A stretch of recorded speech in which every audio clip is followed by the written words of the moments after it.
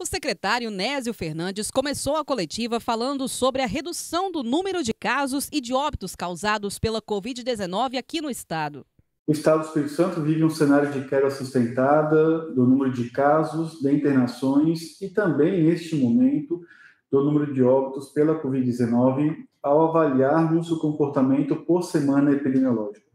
Nós tivemos quedas consecutivas em casos observados de 53% e 75% na queda de casos, comparadas às últimas 3 semanas de comportamento de casos observados pela pandemia. Esse cenário de queda de casos ele foi anunciado já em coletiva anterior, que também já vinha apresentando sinais de redução da demanda de pacientes novos na rede pré-hospitalar.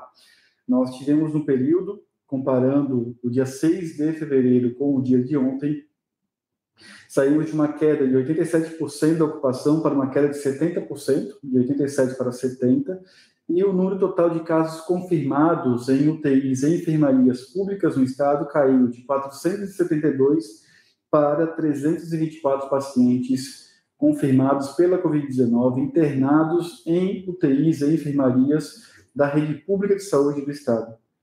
Nésio reforçou ainda que a vacinação foi essencial para conter o avanço da variante Ômicron, que é muito mais transmissível que as demais cepas. A variante Ômicron representa ser a variante mais transmissível de todas aquelas conhecidas até o presente momento, e a sua alta transmissibilidade é acompanhada de um número total de óbitos e internações muito significativo, não obstante ela ser uma variante que atinge predominantemente vias respiratórias altas. No entanto, nós queremos reconhecer que o comportamento dessa variante no estado do Espírito Santo ele foi mitigado pela cobertura vacinal alcançada no estado com 2 e 3 doses na população adulta, mas especialmente na população idosa. Se não tivéssemos uma ampla cobertura das vacinas na população idosa, sem dúvida nenhuma, poderíamos ter tido indicadores de óbitos superiores aos momentos mais críticos da pandemia com as variantes selvagens e as variantes originárias. O secretário disse ainda que o Espírito Santo tem hoje uma grande quantidade de testes e que a população não deve subestimar a doença. Nós orientamos a toda a população que, diante de qualquer sintoma, diante de qualquer suspeita, mantenha uma percepção de risco pela doença. O SARS-CoV-2 é um vírus que já tirou a vida de mais de 14 mil capixabas. Nós já passamos de mais de 1 milhão de pessoas confirmadas pela infecção pelo SARS-CoV-2, pessoas com Covid-19. E isso, independente de características de novas variantes, não deve fazer com que a gente mantenha uma percepção de risco no que diz respeito à gravidade do que é ter Covid-19 num contexto de uma doença altamente transmissível.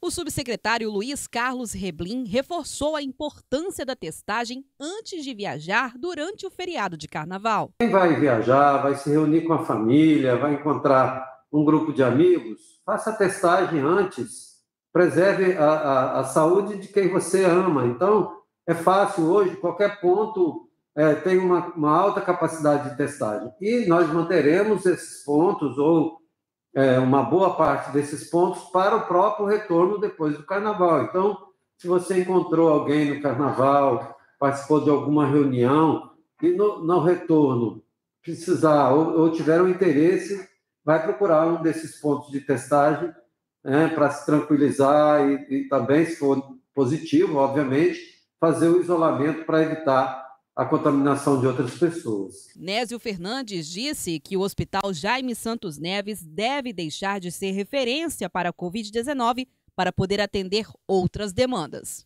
Nós temos a decisão tomada de desmobilizar o Hospital Jaime dos Santos Neves a partir do mês de abril no atendimento às pessoas atingidas pela Covid-19.